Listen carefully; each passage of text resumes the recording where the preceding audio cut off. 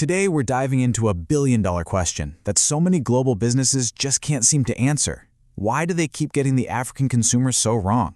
We're going to show you exactly why the old playbook is useless here and what it really takes to connect with this incredibly dynamic market.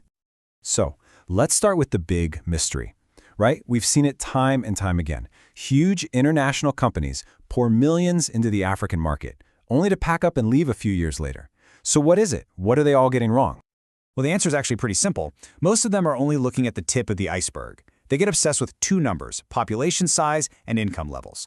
But they're completely missing the massive, complex cultural drivers that are hidden right below the surface. To win, you have to go deeper. Okay, so let's go beneath the surface. Our first big revelation starts with the device that's in just about everyone's hands. See, to really get the modern African consumer, you first have to understand their unique, and I mean really purpose-driven relationship with the digital world. First, just wrap your head around the scale.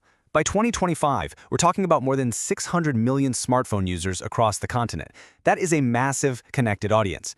But here's the thing, it's not just the number of phones that matters. It's the way they're being used that completely changes the game. And this is where things are fundamentally different. In a lot of places, a smartphone is mostly for leisure, right? Scrolling social media, playing games. But in Africa, for millions of people, that phone is a lifeline. It's their bank. It's their storefront.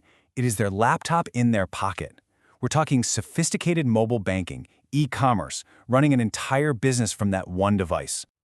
So the big takeaway here is this.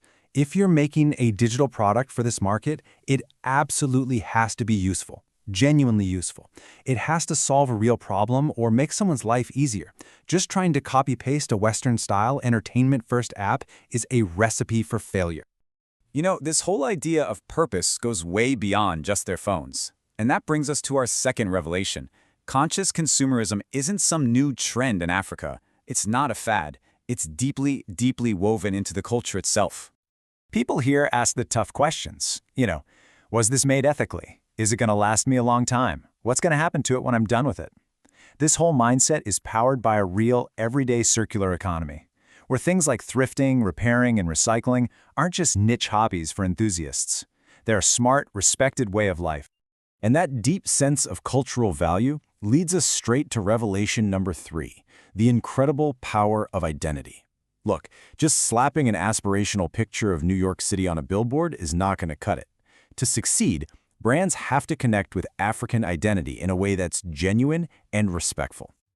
A perfect, and I mean perfect, example of this is Coca-Cola's Share a Coke campaign. It seems so simple, right? Just putting names on bottles. But its impact in Africa was absolutely massive. Why? This quote says it all.